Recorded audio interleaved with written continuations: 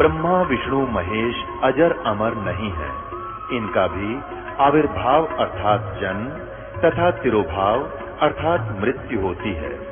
प्रमाण के लिए देखिए देवी भागवत महापुराण। ब्रह्मा, मैं, विष्णु और शिव यह तुम्हारी प्रभाव से जन्मवान है। हम तो जन्मवान है, हमारा तो जन्म होता है और मरते हैं, नित्य नहीं है, हम अविनाशी नहीं है। फिर इंद्रादि दूसरे देवता नित्य किस प्रकार हो सकते हैं? कृपया अवश्य सुनिए जगत गुरु तत्वदर्शी संत रामपाल जी महाराज के अमृत वचन।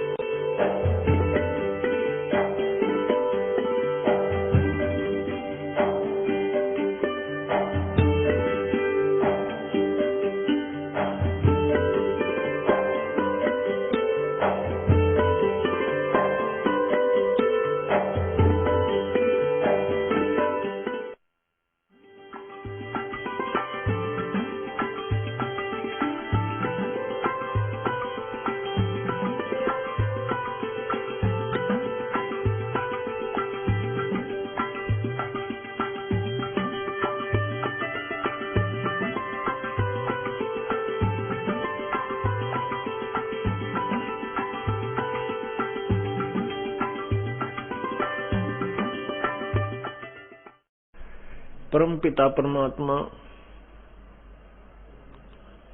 सारी सृष्टि के रचनहार कुल मालिक कबीर देव कबीर परमेश्वर अपनी प्यारी आत्माओं को काल के जाल से छुड़वाने के लिए इस काल लोक में आते हैं। वो पूर्ण परमात्मा अपने आप को छुपाकर एक जन साधारण संत भक्त कवि दास की भूमिका करते हैं। उस परमात्मा को ये काल पहचान नहीं पाता कि वास्तव में ये भगवान है या वैसे ही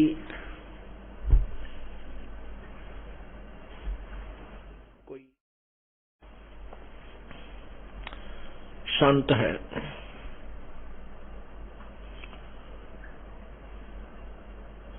उस समय परमेश्वर अपनी प्यारी आत्माओं को वो यथार्थ ज्ञान देता है जिसको काल भगवान ने छुपा रखा होता है।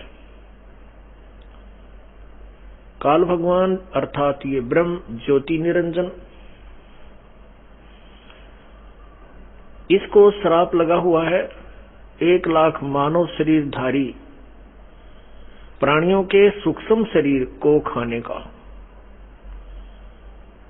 सूक्ष्म शरीर जो है, सूक्ष्म शरीर जिसको बोलते हैं सूक्ष्म शरीर, इसमें जीवात्मा मरती नहीं, लेकिन अपने जीवन में जो भी इसने विकार किए हैं, जैसा खट्टा मीठा कड़वा शराब मांस तमाकू आहार किया है, उसका कुछ अंश सूक्ष्म शरीर के अंदर समावेश हो जाता है। आप देखते हो कि मानव समाज विकारों की तरफ बहुत तेजी से दौड़ता है। शराब ये पीने की वस्तु नहीं है, तंबाकू ये बिल्कुल यूज नहीं करना चाहिए, मानव समाज का आहार नहीं। सभ्य समाज, शिक्षित समाज और शिष्ट समाज का ये आहार नहीं है। मांस आहार ये बिल्कुल भी मानव समाज का नहीं है, ये दुरात्माओं का आहार होता है। और काल हमें दुरात्मा ही बनाना चाहता है कि ये सर्व विकार करें और मेरे जाल में फंसे रहें। एक छोटी सी बीड़ी सिगरेट अर्थात तंबाकू सेवन ये प्राणी नहीं त्याग पाता और इस बुराई को बहुत ही संघर्ष से स्वीकार करता है। क्योंकि जब ये स्टार्ट होता है, कोई भी बच्चा, कोई पुरुष या स्त्री, बहन बेटी भाई, जब इस विकार की तरफ अग्रसर होते हैं वो तम्बाकू सेवन करने लगते हैं, बाई हुक्का या सिगरेट बीड़ी किसी भी तरीके से, तो उसका शरीर स्वीकार नहीं करता। जब वो कस लगाता है, धुआं अंदर जाते ही आंखों में पानी, बहुत बुरी तरह खांसी उठती है, क्योंकि शरीर की प्रकृति उसे स्वीकार करना नहीं चाहती। हम इसके साथ जोर जबरदस्ती करके देखम देखा दूसरों को देख करके इस बुराई को ग्रहण कर ही लेते हैं, और फिर इसको छोड़ना बड़ा कठिन हो जाता है, क्योंकि मन जो है ये काल है, ये चाहता है ये ऐसे व्यसन करे जो तेरे को ज्यादा स्वादिष्ट हो। जब ये सूक्ष्म शरीर को तपस्या के ऊपर भूनता है तो उसमें से ये गंध निकालता है। पूर्ण परमात्मा की शरण में आने के उपरांत ही प्रभु की कृपा से ये मन जो है बुराइयां त्यागने लगता है। परमात्मा की कृपा से ही ये सब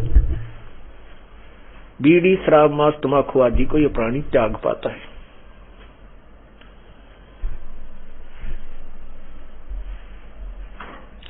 इसलिए जो सूक्ष्म शरीर है उसको ये काल 1 लाख मानव शरीरधारी प्राणियों को प्रतिदिन आहार करता है। अपने छोटे पुत्र शंकर तमोगुण संशिव जी से संहार करवाता है और फिर अपनी तपस्या पर इनको भून कर खाता है। तपस्या पर जीव मरते नहीं, लेकिन मरने से भी बुरी दुर्गति हो जाती है। वो परमात्मा आकर के हमें इस काल के जाल को समझाते हुए बताते हैं, तू कौन कहां से आन फंदा, देखो आगे बिरानी तू जलता, समझे नहीं सोख शूद्र गैले, बड़े भूत भये जो पिंड भरता, ये चुंडित मुंडित पकड़ लिए, इनसे जम किंकर ना डरता, ये चुंडित मुंडित पकड़ लिए हैं, इनसे जम किंकर ना डरता। परमपिता क्या बताना चाहते हैं कि तू कौन कहां से आकर फंस गया, यहां बिरानी आग में जल रहा है। बिरानी आग में हम कैसे जलते हैं? अपनी मोह ममता के कारण हम पुत्र पुत्री संपत्ति माता पिता भाई बहन, यदि किसी को कोई आपत्ति आ जाती है, किसी की मृत्यु हो जाती है, टक्कर मार मार कर होते हैं। तो परमात्मा कहते हैं ये काल ने तुम्हें यहां सताने के लिए, त्रास देने के लिए ये व्यवस्था अच्छी कर रखी है, और ये जीव के बस की बात नहीं है कि इन त्रास को ना महसूस करे। ये तो परमात्मा का ज्ञान और आपत्तियों से बचाव प्रभु परमेश्वर कबीर जी करेंगे, तभी ये जीव यातनाओं से दुखों से बचेगा। क्योंकि हमें यहाँ काल ने एक विधान बनाकर दे रखा है कि जैसे कर्म करेगा वैसा ही फल तुझे मिलेगा। ये यहाँ का अटल संविधान है। परमात्मा भी इसी विधान के अनुसार हमें समझाने की चेष्टा करते हैं। मन तो पावेगा अपना किया रे, भोगेगा अपना किया रे, मन तो पावेगा अपना किया रे, भोगेगा अपना किया रे।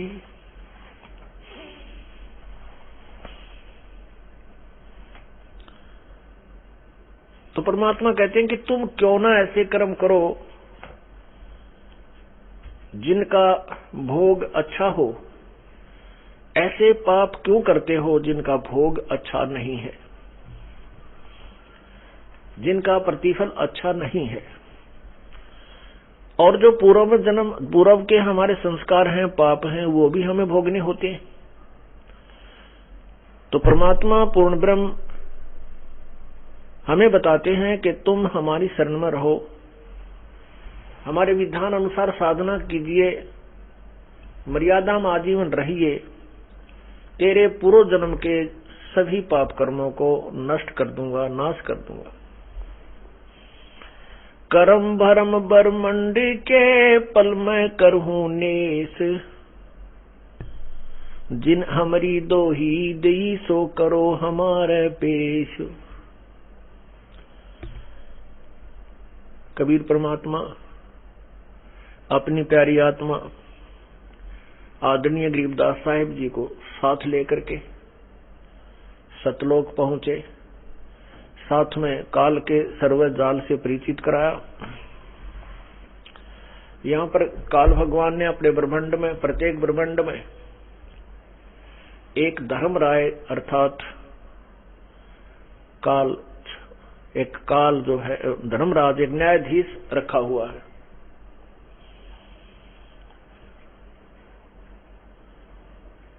और उस न्यायाधीश को आदेश है कि जो भी जैसे कर्म करे वैसा ही फल उसको देना है, उसमें कोई परिवर्तन नहीं किया जा सकता। पूर्ण परमात्मा कबीर परमेश्वर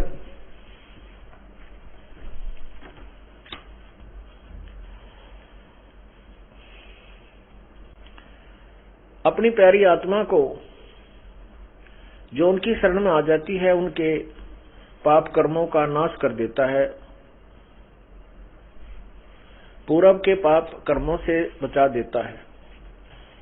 तो कबीर जी आदरणीय गरीबदास साहिब जी हमें ये बताना चाहते हैं कि मुझे साथ लेकर के कबीर परमेश्वर धर्मराज के दरबार में गया। जिसमें कबीर परमेश्वर ने धर्मराज के दरबार में प्रवेश किया, वो यहाँ का चीफ जस्टिस न्यायाधीश खड़ा हो गया और करबद्ध होकर के परमात्मा को अपनी ही चेयर पर विराजमान करने के लिए प्रार्थना करने लगा। इस दृश्य को देखकर आदरणीय गरीबदास साहिब जी अचंभित हो गए कि ये महात्मा, ये छोटा महात्मा, ये जिंदा, इसके सामने ये धर्मराज भी हाथ जोड़े खड़ा है। उस सब दृश्य को देख करके, सब लोगों को देख करके आदरणीय गरीबदास साहिब जी ने अपने परमेश्वर कबीर देव की, कबीर परमेश्वर की, कबीर प्रभु की कैसी कलम तोड़ महिमा गाई है। आंखों देखा दृश्य, आंखों देखा हाल उस प्यारी आत्मा ने, उस महान आत्मा ने लिखा है। आदरणीय गरीबदास साहिब जी की अमरवाणी सदग्रंथ अचला का अंग।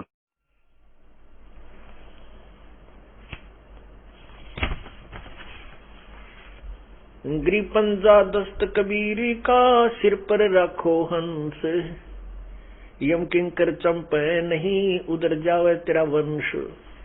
कहते हैं अपने कबीर परमेश्वर का पूर्ण पंजा अपने शीश पर रख।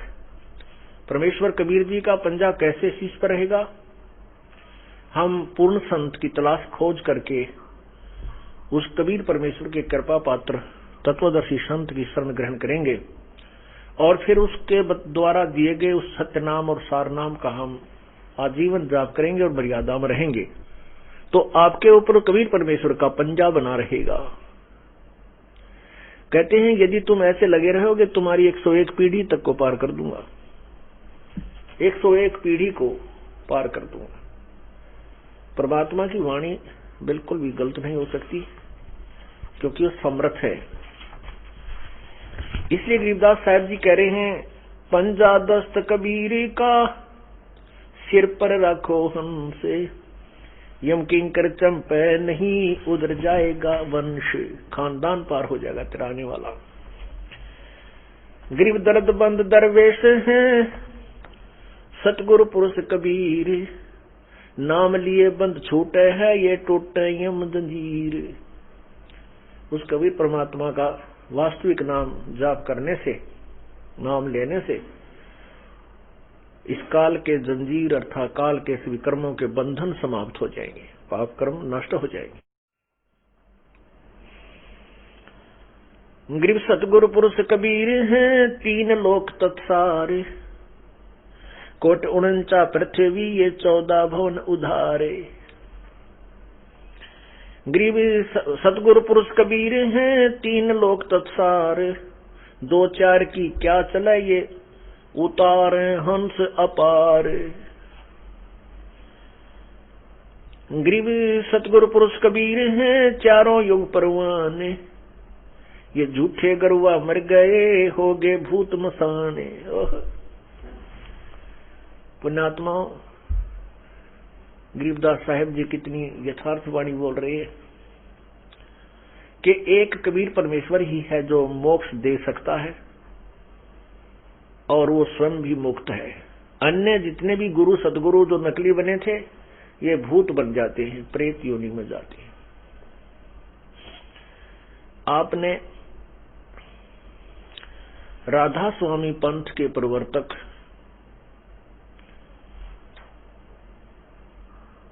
स्वामी शिवदयाल जी का जीवन चरित्र देखा, बहुत बार दिखाया है और कौन कितने पानी पुस्तक के अंदर भी उसका विस्तृत वर्णन, फोटोकॉपी जो समाचार पत्रों में भी हमने प्रकाशित किया है। उसमें लिखा है कि स्वामी जी जब शरीर छोड़कर चले गए उसके उपरांत उनकी एक प्रिय शिष्या बुक्की नाम की थी, उनके अंदर प्रवेश करके वो पहले की तरह हुक्का पीते थे, उसी का बनाया हुआ खाना स्वयं ही उसके शरीर में प्रवेश करके खाते थे। और सेठ प्रताप सिंह तथा शिव वो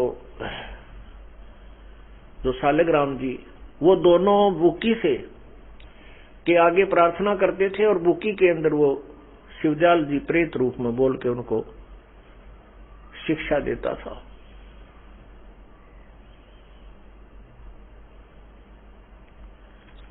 ये लक्षण प्रेत के होते हैं।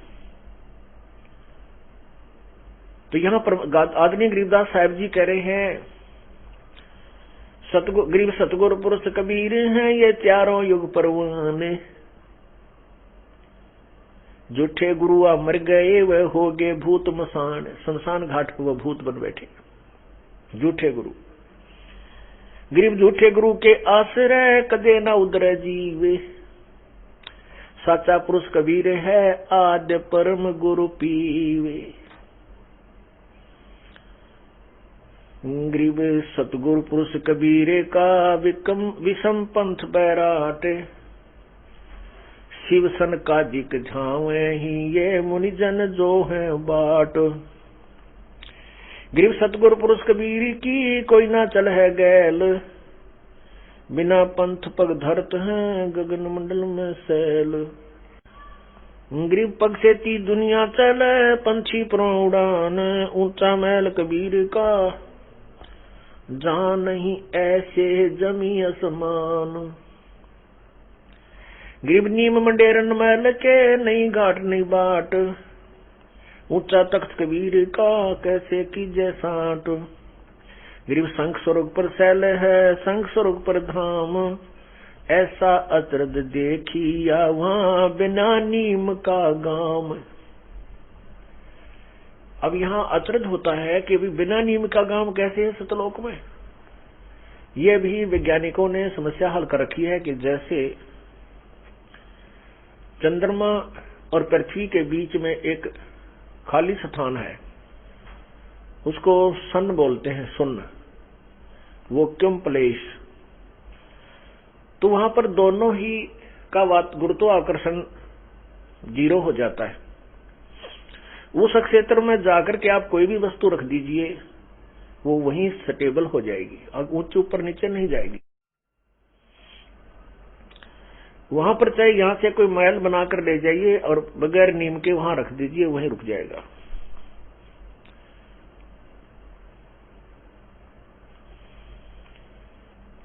इसी प्रकार उस सतलोक के अंदर यही व्यवस्था है, वहां बिना नीम के महल है, फाउंडेशन बिना फाउंडेशन के।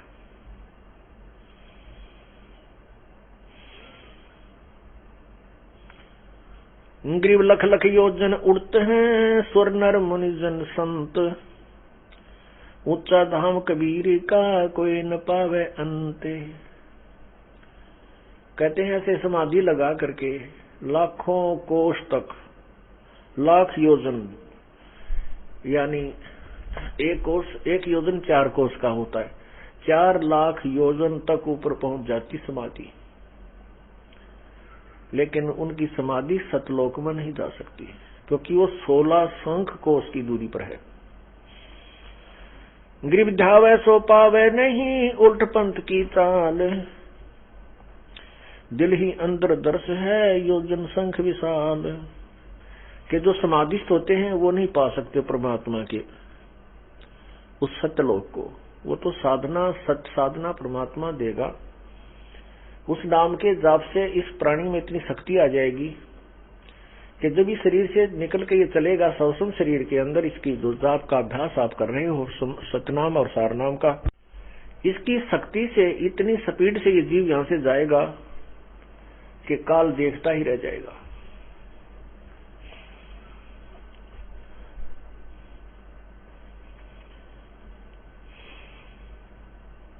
ग्रीव जैसे अलल आकाश से कू रपती चरण लगाए, ऐसे हरिजन संत को ले चालत है ताए। ग्रीव नाम निरंतर संगर शुरू, फर्क दजा निशान, अनहद बाजे बाजे ही वो सतगुरु आम दीवान। ग्रीव नाम निरंतर संगर शुरू, ग्रीव सतनाम के जाप से बाजे अनहद नाद, तोबा परमेश्वर कबीर की छूटे आद अनाद।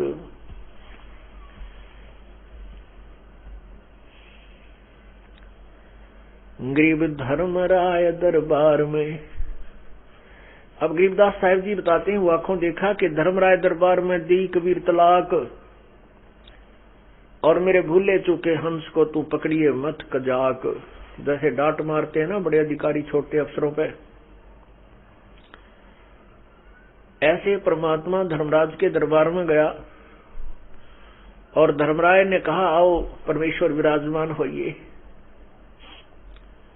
तो परमात्मा खड़े खड़े उसको अपनी समर्थता का प्रमाण गरीबदास जी महाराज को दे रहे हैं। उस काल को, उस धर्मराज को डांट लगा रही है और कहते हैं कि तुम मेरे भूले चूके हंस को पकड़ना मत कजाक। अब ये बहुत जबरदस्त शब्द परमात्मा ने उस न्यायाधीश को बोले हैं, यहाँ के चीफ जस्टिस को।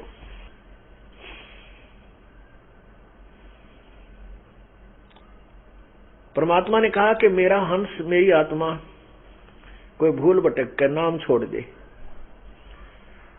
उसको भी तू उसका अकाउंट मत करना, उसका लेखा जोखा मत करना, उसको मेरे पास भेज देना। क्या बताते हैं? फिर धर्मराज कहता है कि प्रभु आपकी शरण में आने से पहले उस प्राणी ने बहुत ज्यादा पाप किए हुए होते हैं, और हमारा विधान है कि जो जैसे कर्म किए हैं वो उसका दंड मुझे देना ही पड़ेगा। परमात्मा कहते हैं उसका भी समाधान मैं कर दूंगा। उस प्यारी आत्मा के पूर्व के सब पाप कर्मों पे मैं क्रॉस लगा दूंगा, कांटा लगा दूंगा, काट दूंगा, नाश कर दूंगा। केवल एक कबीर परमेश्वर पूर्ण ब्रह्म सत्पुरुष ही है जो हमारे पाप कर्मों का नाश कर सकता है। उसी के विषय में यजुर्वेद अध्याय नंबर 8 के मंत्र 13 में 7 बार लिखा है। हे पुण्यात्माओं, क्या बताते हैं? धर्मराय दरबार में दी कबीर तलाक, मेरे भूले चूके हंस को तू पकड़िए मत कजाक। बोले पुरुष कबीर से धर्मराय कर जोड़े, तुमरे हंस को पकड़ू नहीं, मुझे 2 ही लाख करोड़। फिर प्रार्थना करता है, कर्मों से तीरथ हैं ये मुख से कहें कबीर, उनको तो मैं पकड़ूंगा और जड़ दूं तो के जंजीर। मधारी नारी मधारी जारी नरा जो भांग तमाकू खाई, परदारा पर घर तक जिनको ल्यूं अकनाही। पहले कबीर साहब क्या बोलते हैं? चुंबक रूपी शब्द है और लोहे रूपी जीवे, पर्दे माही मिलूंगा मैं दरस परस हो पीवे। चुंबक हमारा रूप है ये लोहे रूपी प्राण, धर्मराय तेरी बंद से मैं ले उड़ू अचानक ले जाऊंगा अपनी प्यारी आत्मा को, तू देखता रह जाएगा।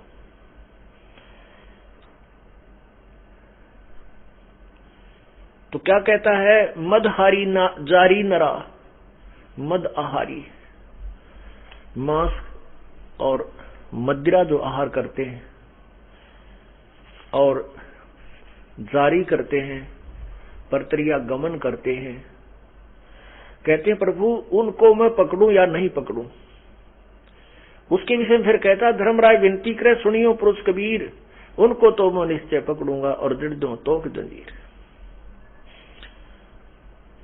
अब क्या कहते हैं परमात्मा,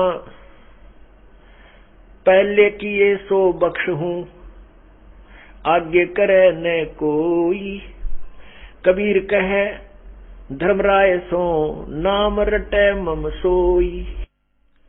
कर्मों से तीरथ थे अब हैं जो शरण कबीर, जिनको निश्चय मारूंगा काढ़ो बल तकसीर। तो क्या कहते हैं परमात्मा, पहले किए सो बख्श हूं आगे करे ना कोई, कबीर कहे धर्मराय सो नाम रटे मम जोई। अब पहले जो किए हैं उनको मैं बख्श दूंगा, समाप्त कर दूंगा, नष्ट कर दूंगा। आगे कोई नहीं करेगा क्योंकि उनको ऐसा ज्ञान दे दूंगा। फिर क्या बताते हैं, कर्म बरम ब्रह्मंड के मैं पल में करहूं नेस, जिन हमरी दो ही दी सो करो हमारे पेश। जैसे हम यहां से जाएंगे और जो नालायक हैं, जो पुण्यात्मा थी लेकिन सतगुरु शरण में आकर के फिर विचलित हो जाती हैं, यदि वो गुरुद्रोही नहीं होते हैं तो वो काल के जाल में ही रह जाते हैं, वो पार नहीं हो पाएंगे। लेकिन उनको इतना कंसेशन जरूर दे देगा परमात्मा कि अब तो हम जो वचन परमात्मा के सुनाते हैं ये सत्य हैं, और जो इनको सत्य मान रहा है वो अपने ठीक सच्ची लगन से लगा हुआ है, वो भक्ति कर रहा है। और कुछ जो विचलित हो जाता है किसी सोसाइटी से या किसी कारण से, वो गुरुद्रोही नहीं होता है और भक्ति से विचलित हो जाता है, तो वो यहीं रह जाएगा। क्योंकि परमात्मा के घर जाने से पहले हमने अपने गुरुदेव में ऐसी लगन लगानी पड़ेगी जैसी भगवान में लानी चाहिए। कैसे लगानी चाहिए कि परमात्मा में ऐसी लगन लगे जैसे चांद चंद्रमा को एक चकोर पक्षी देखता है, वृक्ष पर बैठ जाता है, पूर्णिमा के दिन चंद्रमा जब सामने उदय होता है तो उसको देखता देखता वो ऐसे ऐसे एक पल भी आंखें नहीं हटाता उससे, और जब चंद्रमा उसके ऊपर से ऐसे जा रहा होता वो ऐसे कर लेता है, ऐसे ऐसे ऐसे करके वो नीचे गिर जाता है, और गिर के उसकी नाड़ टूट जाती है, गर्दन टूट जाती है। वो पड़ा पड़ा भी फिर ऐसे ही देख रहा होता है। पुण्यात्माओं, हम मानव शरीर पाकर के बहुत ज्यादा विचलित हो जाते हैं, क्योंकि पूर्व जन्म की प्रेरणा जो संस्कार वो तो हमें दबाव देते हैं, परमात्मा की तरफ धक्का देकर लाते हैं। लेकिन कुसंगत और काल के प्राणी, काल के लोग के जो पथभ्रष्ट व्यक्ति हैं वो हमें डगमग कर ही लेते हैं। किनको कर लेते हैं? जो सतगुरु के वचनों पर विश्वास नहीं करते और उनकी सोच कुछ अपनी मिलीजुली सोच से ही आधारित हो जाते हैं, वो फिर यही रह जाते हैं, वो गुरुद्रोही नहीं हो पाते हैं। तो उनको परमात्मा जब यहां से धर्मराज के दूत पकड़ कर ले जाते हैं, वो वहां जाकर याद आती है उसको ये बातें कि मैंने तो सचमुच बहुत भूल करती है और मैं गलत जगह आ गया।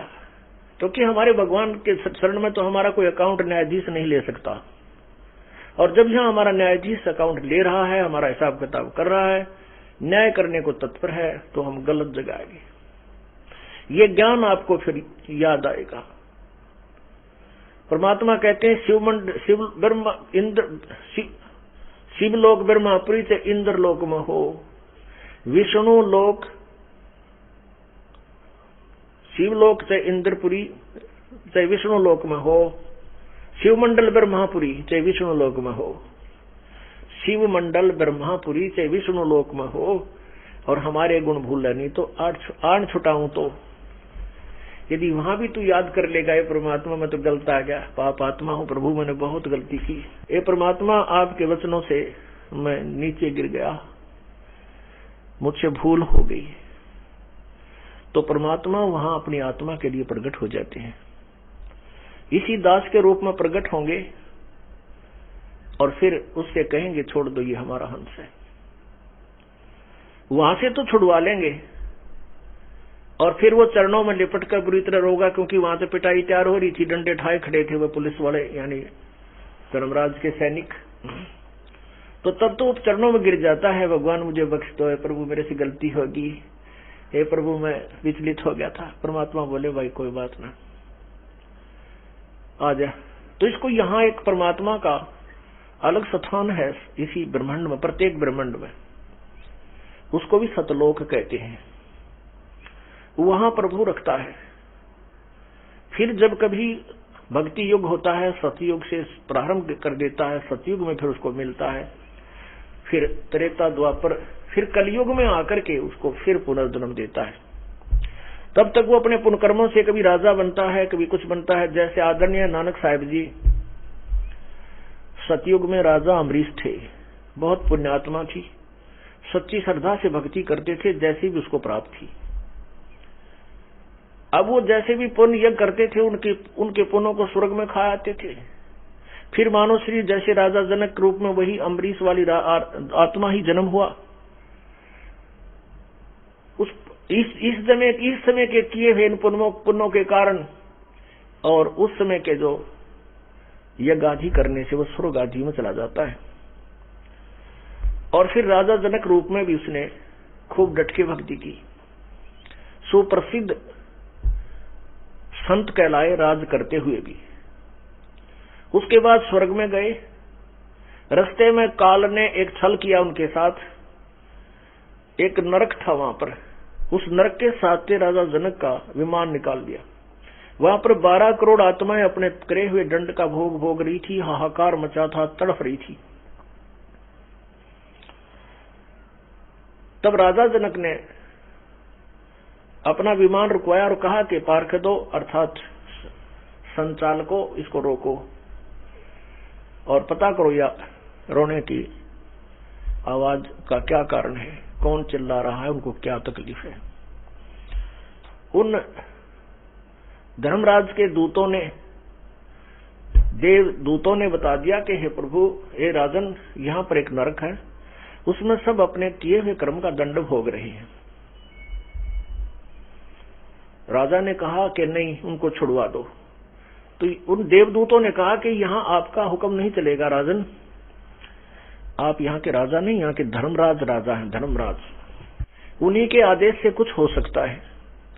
तो उन्होंने कहा धर्मराज को से मेरी बात कराओ। धर्मराज वहां पहुंच गए और कहा राजन आप चलिए, ये तो अपने किए हुए कर्म का दंड भोग रहे हैं, आप आगे चलिए। क्योंकि दया एक ऐसी बेतुकी दया भी हमें ले डूबती है।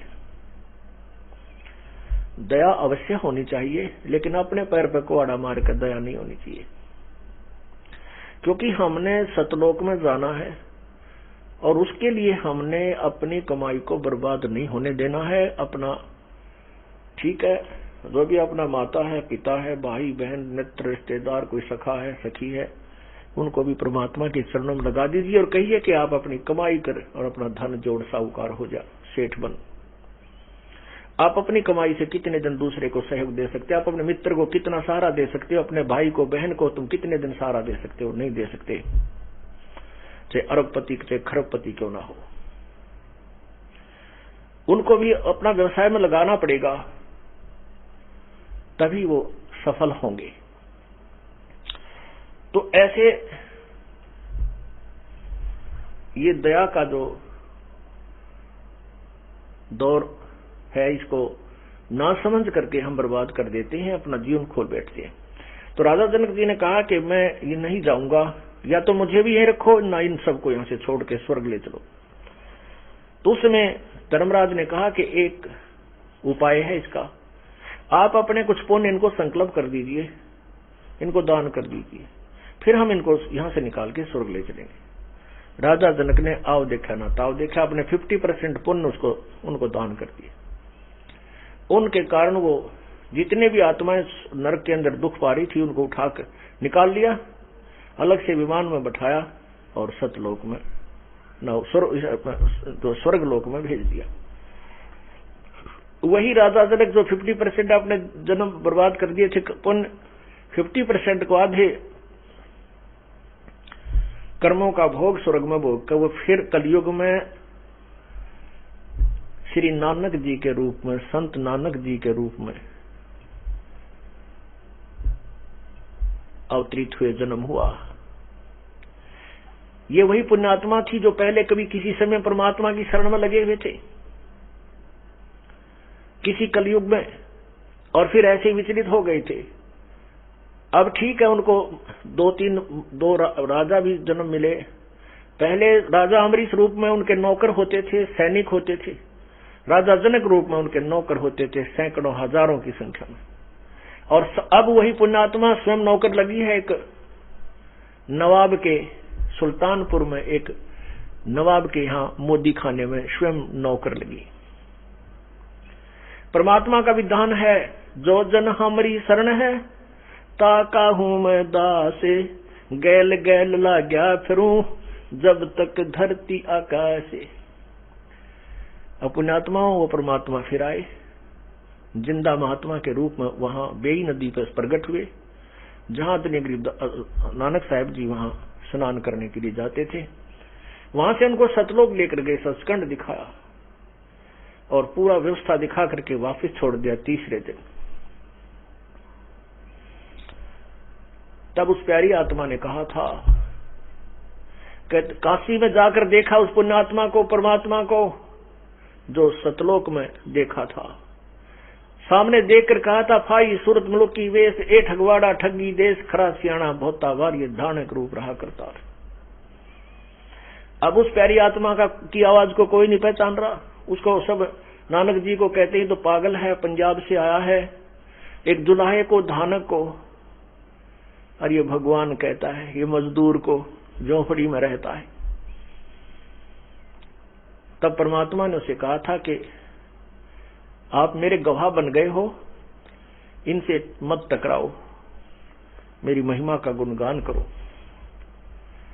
तो 12 वर्ष तक नानक जी इधर उधर परमात्मा की महिमा का गुणगान करते रहे। फिर प्रभु उनसे मिले और कहा कि पुण्यात्मा अब आप विश्राम करो, अपनी भक्ति करो, सार नाम प्राप्त करो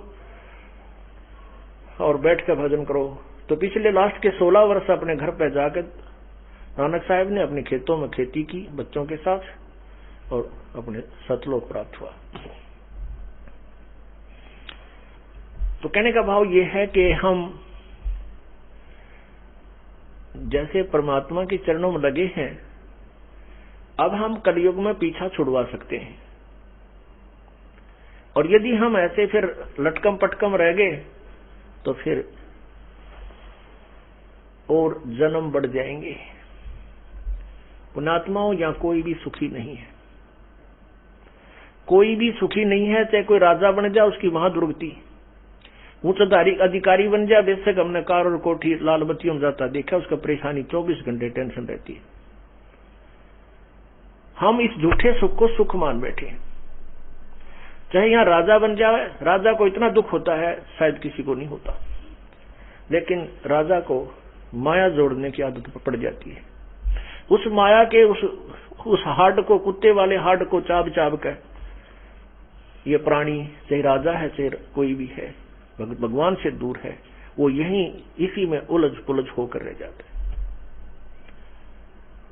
परमात्मा कहते हैं, तंद्र सुखिया कोई ना देखा, जो देखा सो दुखिया हो, जो उदय अस्त की बात करे मैंने सबका किया विवेका हो। यहां पर कोई भी जीव सुखी नहीं है, चाहे राजा है, ब्रह्मा विष्णु महेश तक भी सुखी नहीं है। कहते साच कहूं तो जग नहीं माने, झूठे जगपति आई हो, ये ब्रह्मा विष्णु शिव जी दुखिया जिन ये राह चलाई हो। परमात्मा कहते मैं साची कहता हूं तो मारने धावे हैं, और झूठी बात को स्वीकार करे बैठे हैं कि ब्रह्मा विष्णु महेश सर्वशक्तिमान है, इनकी पूजा से मोक्ष होता है। नहीं, इनका अपना भी मोक्ष नहीं है, ये स्वयं भी जन्म मृत्यु के 84 लाख योनियों के चक्कर में ही है।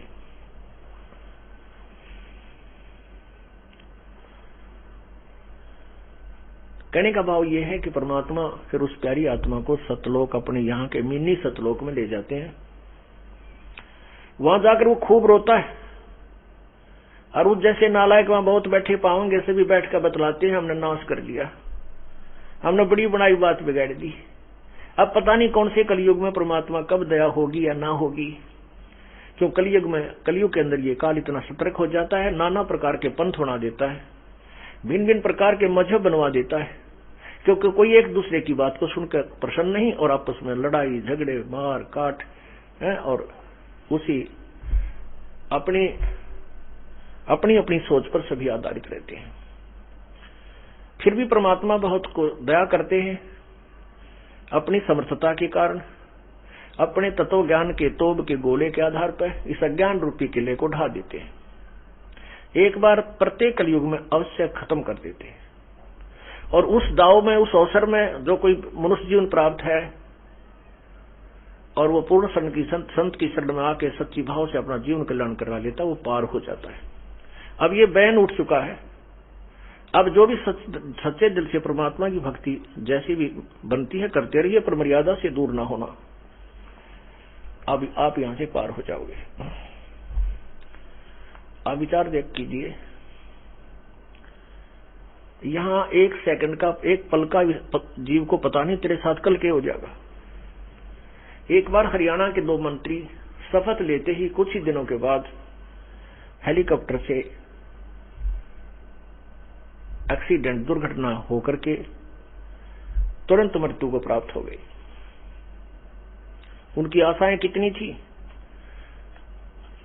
पुण्यात्माओं। नानक साहब जी कहते हैं, ना जाने काल की कर डारे, किसी भी डल जा पासावे, और जिनाते सरते मौत खुड़क दीनानू केड़ा हंसावे।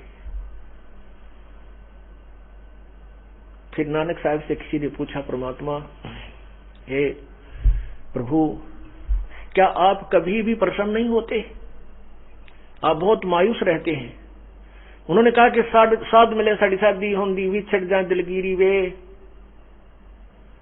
अख दे नानक सुनो जहाना मुश्किल हाल फकीरी वे।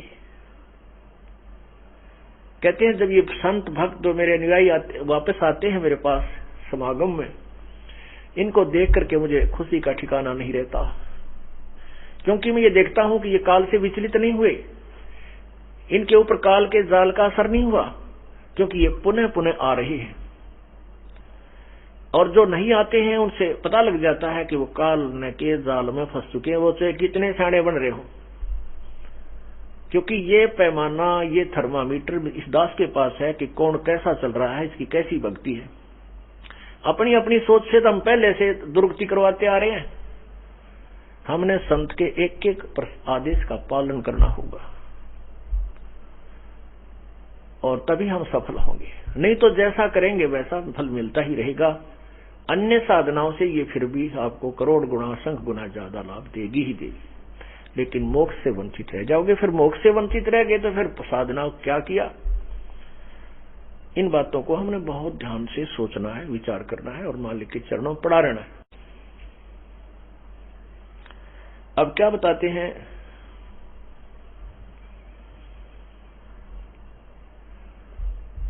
शिव मंडल ब्रह्मापुरी जो विष्णु लोक में होए, हमरे गुण भूला नहीं तो आन छुटाऊं तो ही।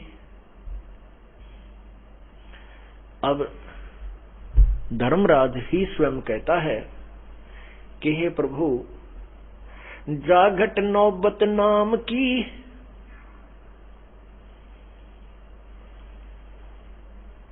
जाकू पकड़े कोने, खाली को छोड़ू नहीं यारी ती जिनकी जून। जिनके अंदर नाम का नगारा बज रहा है, जिनका नाम स्वस्थ है, जिनका नाम खंडित नहीं है, उनको मैं नहीं पकड़ सकता। और जो उसके रहित हो चुके हैं, खाली हो चुके हैं, खंडित हो चुका है, उनको मैं पकड़ूंगा, क्योंकि वो तो 84 लाख योनियों में जाने के योग्य ही हैं।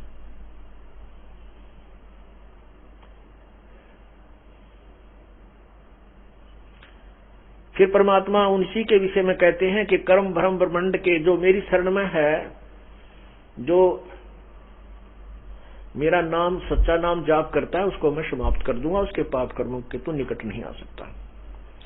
फिर उनके लिए भी कहता है कि जिनको तू पकड़ भी लेगा तो मेरे यदि ये गुण याद कर लेंगे, शिव मंडल ब्रह्मापुरी से विष्णु लोक में हो। अब जैसे आपको हमने प्रथम मंत्र दिया है दास ने, उसमें इन प्रभुओं की मजदूरी है। गणेश जी की मूल कमल का जो मंत्र है, और ब्रह्मा जी की जो स्वाद चक्र, अधिष्ठान चक्र जिसे कहते हैं, और नाभि चक्र ये विष्णु जी का, और हृदय कमल जो हृदय चक्र है वो श्री शिव जी का जाप है, वो आपको जाप दिया जाता है। और कंठ कमल में दुर्गा का। तो इन नामों के जाप से भी आपको जब यहाँ विचलित हो जाओगे, पार नहीं हो पाओगे, तो इनके आधार से आपको सभी के लोक में भेज दिया जाएगा बारी बारी। पहले आप शिव लोक में जाओगे या ब्रह्मा लोक में, जहां भी, तो वहां आप एक बहुत अच्छे गण बना दिए जाओगे, बहुत अच्छे देव पद प्राप्त करोगे, लेकिन पुण्य आपके ही समाप्त होंगे। वो समाप्त करके फिर आप विष्णु के लोक में जाओगे, शिव के लोक में जाओगे, और फिर 84 लाख योनियों में धक्के पुनः खाओगे। इसलिए पुण्यात्माओं, कोटि जन्म तू भरमत हो गया, कुछ ना हाथ लग्या रे, कुकर सुकर खरबा बोरे, कौआ हंस पुगारे। कोटि जन्म तू राजा की न्या, मिटी न मन की आशा, भिक्षक होकर दर दर घूम लिया, ये मिला न निर्गुण रासा। अब हम छोटा मोटा किसी को सरपंच, चेयरमैन, एमएलए, एमपी बन भी गए, मंत्री, मुख्यमंत्री, प्रधानमंत्री, तो अपने ही पुण्य होंगे, और उन पुण्यों को हम यहां नष्ट करके जाएंगे। क्योंकि राज पाकर गए रसातल। आप देखना, एक एमएलए को कितने झंझट का सामना करना पड़ता है, कितने राजीरे हैं, कितने रुष्ट होते हैं, कितनी दिन में झूठ बोलनी पड़े, तेरा काम हो जाएगा, मैंने कह दिया है, मजबूर हो के आया हूं, चिंता मत कर। तो पुण्यात्माओं, ऐसे वो कर्म बिगाड़ के कति अपनी पुण्य कमाई को समाप्त कर जाते हैं। सतयुग में जो राजा हो, त्रेता में जो राजा हो, उसको कितना आनंद और सुख होगा, लेकिन नहीं रहा।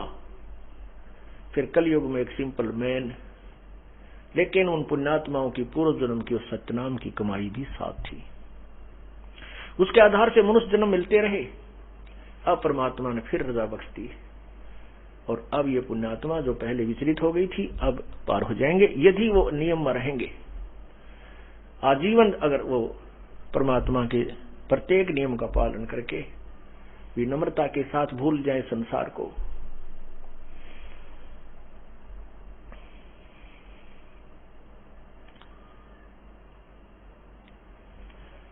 त्रिलोकी का राज है ये ब्रह्मा विष्णु महेश, ऊंचा धाम कबीर का सतलोक परदेश।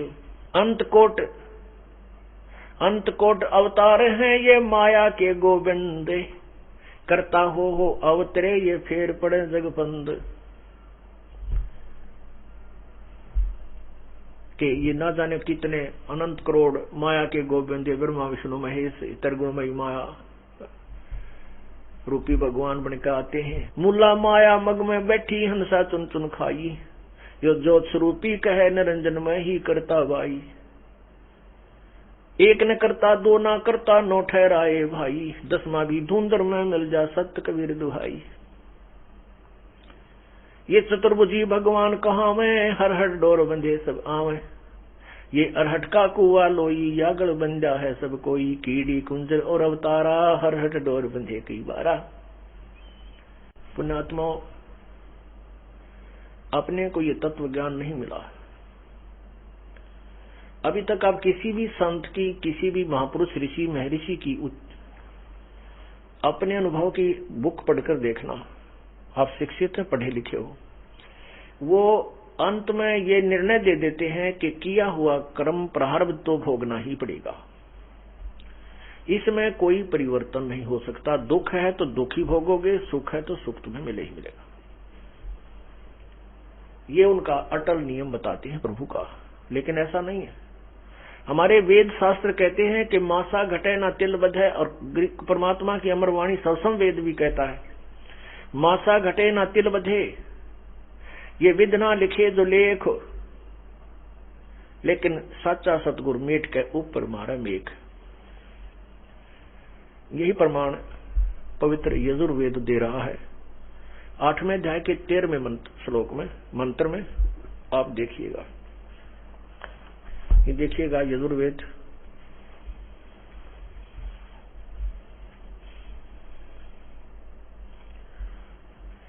इसके अनुवादक हैं महर्षि दानंद सरस्वती।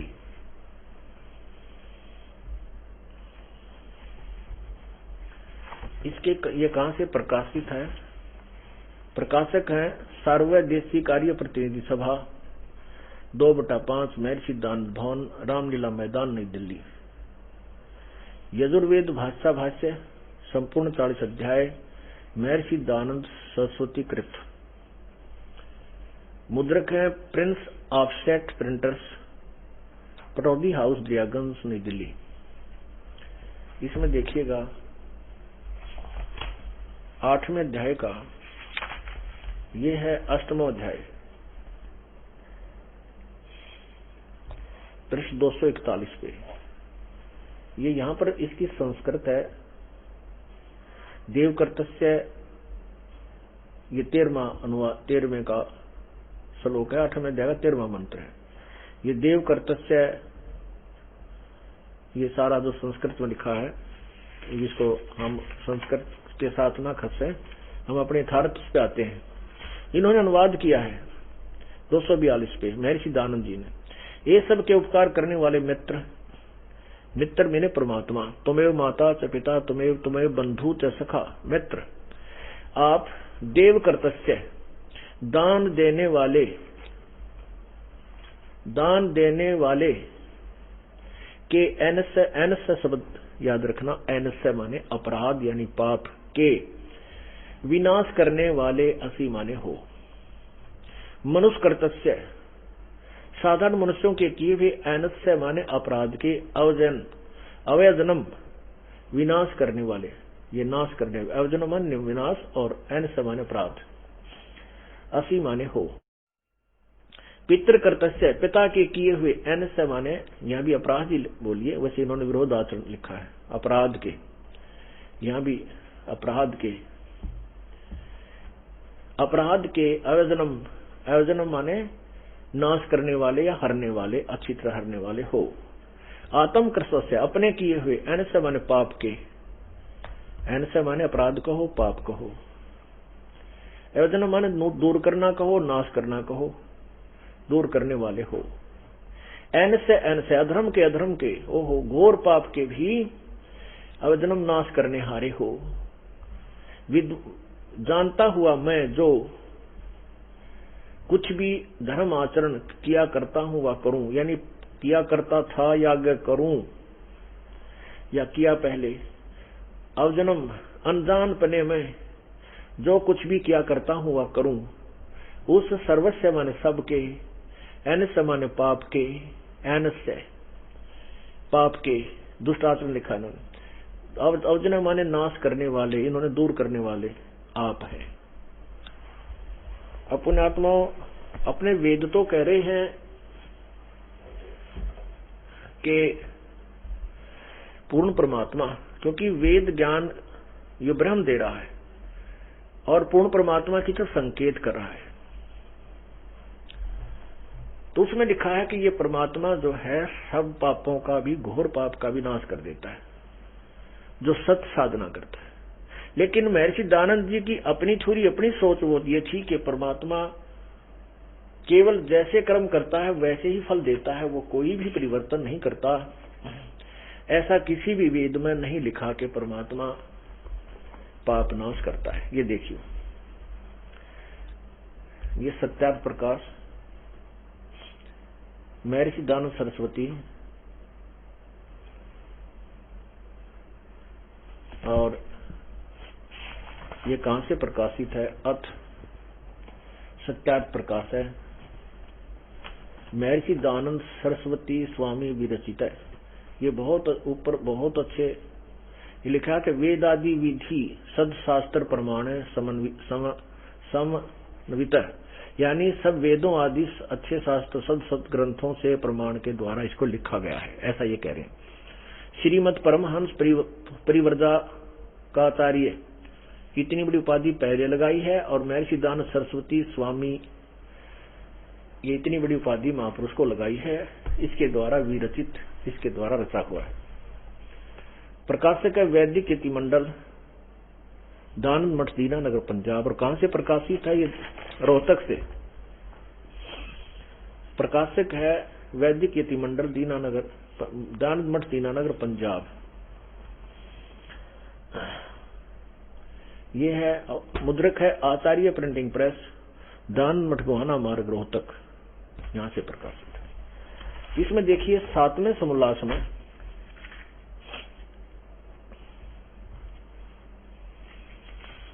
ये देखना 154 पृष्ठ पे सप्तम समोल्लास, सप्तम समोल्लास है, पृष्ठ 154 154। प्रश्न है कि ईश्वर साकार है व निराकार। प्रश्न है ईश्वर साकार है व निराकार। उत्तर महर्षि जी का निराकार। यहां प्रश्न, परमेश्वर अपनी स्तुति प्रार्थना, परमेश्वर की स्तुति प्रार्थना उपासना करनी चाहिए व नहीं? उत्तर स्वामी जी का करनी चाहिए। प्रश्न, क्या स्तुति आदि करने से ईश्वर अपना नियम छोड़कर स्तुति प्रार्थना करने वाले का पाप छुड़वा देगा? उत्तर नहीं। तो फिर स्तुति प्रार्थना क्यों करना? प्रश्नकर्ता कहता है फिर स्तुति प्रार्थना की आवश्यकता ही क्या है? उत्तर स्वामी जी का गुण के करने का फल अन्य ही है। प्रश्नकर्ता कहता है क्या है? स्वामी जी का उत्तर है स्तुति से ईश्वर में प्रीति, उसके गुण कर्म स्वभाव से अपने गुण कर्म स्वभाव का सुधरना, और प्रार्थना से निरअभिमानता, उत्साह और सहाय का मिलना, उपासना से परब्रह्म से मेल और उसका साक्षात्कार होना। अब देखो इस पृष्ठ पे तो लिख रहे हैं परमात्मा निराकार है, और यहां सिद्ध कर रहे हैं परमात्मा का साक्षात्कार होता है, परब्रह्म से मेल, उससे मिलन हो जाता है। पुण्यात्माओं, यदि कोई कहे कि दवाई औषधि खाने से रोग समाप्त नहीं होता, नष्ट नहीं होता, उससे केवल पहलवान बनते हैं, तो क्या वो वैध है? नहीं। यदि कोई कहे कि साबुन लगाने से पानी और साबुन का प्रयोग करके कपड़े को स्वच्छ किया जा सकता है, उत्तर मिले कि नहीं, साबुन लगाने से कपड़ा का मैल नहीं नाश होता, अपितु कपड़ा मजबूत बन जाता है। क्या उस व्यक्ति ने कभी जीवन में साबुन प्रयोग किया है या देखा है? नहीं। यही परिभाषा, यही जो है थ्योरी, यही सिद्धांत, यही व्याख्या महर्षि दानंद की है। ये कहते हैं कि परमात्मा पाप नहीं काट सकता, और इधर कह रहे हैं परमात्मा निराकार है, वहां साकार सिद्ध करेंगे, परब्रह्म से मेल, दो भगवान सिद्ध कर दिए। जबकि ये कहते हैं मैं अनेक भगवान नहीं मानता, केवल एक ही प्रभु मानता हूं। इसी 7वें अध्याय के ही 152 पृष्ठ पे, 151 पृष्ठ पे ये देखिएगा, सप्तम समोल्लास है ये, और पृष्ठ 151 है, ये 150 है, इधर 151 हाथ से लिखा, यहां प्रिंट नहीं था। यहां क्या लिखा है कि वेद में अनेक ईश्वर अनेक हैं, इस बात को तुम मानते हो वा नहीं? उत्तर, स्वामी जी कहते हैं नहीं मानते, क्योंकि चारों वेद में कहीं यह नहीं लिखा जिससे अनेक ईश्वर सिद्ध हो, किंतु यह तो लिखा कि ईश्वर एक है। अब यहाँ दो आप सिद्ध कर रहे हैं स्वामी जी। ये कहते हैं उपासना से, ये देख रहा 154 पे 155 पे कह 54 पद कह रहे हैं निराकार, और 155 पे कह रहे हैं उपासना से परब्रह्म से मेल और उसका साक्षात्कार होना। यहाँ पर दोनों सिद्धांत फेल कर दिए ना अपने आप पे। हम तो दास तो कुछ कह ही नहीं रहा।